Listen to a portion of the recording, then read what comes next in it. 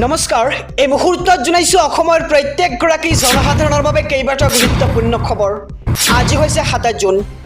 আজিৰ দিনটোতে অসমৰ লগতে ভাৰতবৰ্ষৰ বিভিন্ন প্ৰান্তৰ পৰা কেইবাটাও গুৰুত্বপূৰ্ণ খবৰ যুগুত কৰা হৈছে। এই মুহূৰ্তত জনাইছো আজিৰ প্ৰথমটো খবৰ। আজিৰ প্ৰথমটো খবৰেই ৰাজ্যবাসীৰ বাবে এটা ডাঙৰ খবৰ। ৰাজনৈতিক প্ৰেক্ষাপটত এটি ডাঙৰ খবৰ। ওম বিৰলা অষ্টাদশ লোকসভাৰ অধ্যক্ষৰূপে নিৰ্বাচিত হৈছে। দ্বিতীয়বাৰৰ বাবে লোকসভাৰ অধ্যক্ষ নিৰ্বাচিত হৈছে ওম বিৰলা।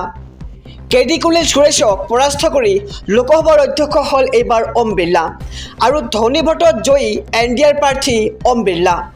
1946 চনৰ পিছত আজি প্ৰথমবাৰলৈ হৈছিল অধ্যক্ষ পদৰ বাবে নিৰ্বাচন আৰু ওম বিৰলাক অভিনন্দন এতিয়া জনাইছে দেশৰ প্ৰধানমন্ত্ৰী নৰেন্দ্ৰ মোদীয়ে। ওম বিৰলা অষ্টাদশ লোকসভাৰ অধ্যক্ষৰূপে আজি নিৰ্বাচিত হৈছে আৰু দ্বিতীয়বাৰৰ বাবে লোকসভাৰ অধ্যক্ষ নিৰ্বাচিত হ'ল ওম বিৰলা। এই মুহূৰ্তত জনাইছোঁ আজিৰ দ্বিতীয় নম্বৰ খবৰটো। লাখ লাখ শিক্ষাৰ্থীলৈ ডাঙৰ খবৰ। কিদৰে বিনামূলীয়া নামভৰ্তিৰ সুবিধা লাভ কৰিব শিক্ষাৰ্থীসকলে।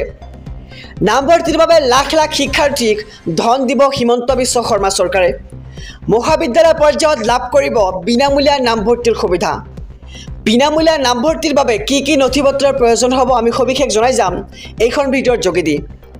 শিক্ষাৰ্থীসকলৰ পিতৃ মাতৃ চৰকাৰী বা চৰকাৰৰ অধীনস্থ নিগম ন্যাকত কৰ্মৰত হ'ব নালাগিব।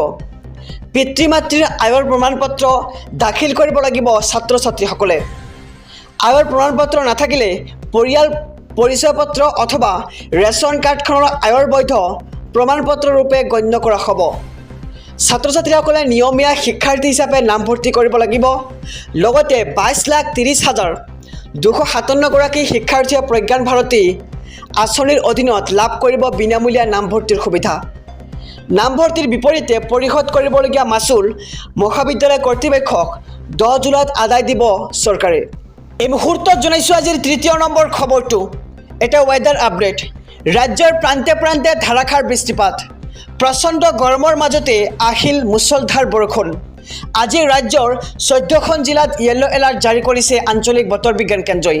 কোকৰাঝাৰ, চিৰাং, গোৱালপাৰা, কামৰূপ গ্ৰাম্য, নলবাৰী, নগাঁও, কাৰ্বি আংলং, গোলাঘাট, কৰিমগঞ্জ, হাইলাকান্দি, কাছাৰ, লখিমপুৰ, ধেমাজিত য়েলো এলাৰ্ট জাৰি কৰিছে আঞ্চলিক বতৰ বিজ্ঞান কেন্দ্ৰৰ ফালৰ পৰা আৰু আগন্তুক 27 জুন পৰ্যন্ত ৰাজ্যৰ কেইবাখনো জিলাত বৰষুণৰ সতৰ্কবাণী জাৰি কৰা হৈছে আৰু ৰাজ্যৰ প্ৰান্তে প্ৰান্তে এতিয়া ধাৰাসাৰ বৃষ্টিপাত দেখিবলৈ পোৱা গৈছে।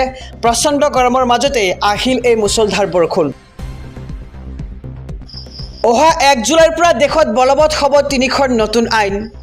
দেশত অন্ত পৰিল IPC আৰু CRPC, ভাৰতীয় ন্যায় সংহিতা, ভাৰতীয় নাগৰিক সুৰক্ষা সংহিতা আৰু লগতে ভাৰতীয় সাক্ষ্য আইন। নতুন আইন অনুসৰি গণহত্যাত জড়িতসকলক দিয়া হ'ব ফাঁচী। গণধৰ্ষণৰ ঘটনাত থাকিব মৃত্যুদণ্ডৰ শাস্তি।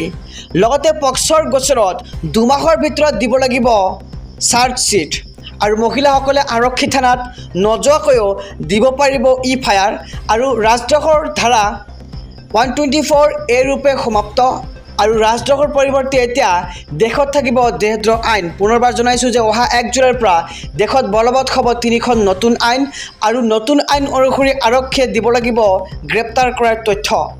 কোনো ব্যক্তিক গ্ৰেপ্তাৰ কৰিলে পৰিয়ালক তথ্য দিব লাগিব আৰক্ষীয়ে। লগতে কোনো এটা গোচৰত 90 দিনৰ ভিতৰত কি হ'ল তাৰ তথ্য গ্ৰেপ্তাৰ কৰা ব্যক্তিজনক দিব লাগিব অথবা তাৰ পৰিয়ালবৰ্গক জনাব লাগিব আৰু হিট এণ্ড ৰানৰ গোচৰত 10 বছৰৰ কাৰাদণ্ড দিয়া হ'ব। লগতে কিশোৰীৰ সৈতে ধৰ্ষণত জড়িত হ'লে যাৱজ্জীৱন কাৰাদণ্ড দিয়া হ'ব আৰু সন্ত্ৰাসবাদক লৈও দেশত আহি গ'ল কঠোৰ আইন। অহা 1 জুলাইৰ পৰা বলবৎ হ'ব এই আইনসমূহ আৰু মানৱ অধিকাৰৰ নামত সন্ত্ৰাসবাদক এতিয়াৰে পৰা দিব নোৱাৰিব নিৰাপত্তা। ইয়াৰ উপৰিও আহিছে কেইবাটাও নতুন নিয়ম। সকলো ধৰণৰ ডিজিটেল তথ্য আদালতত গ্ৰহণযোগ্য হ'ব।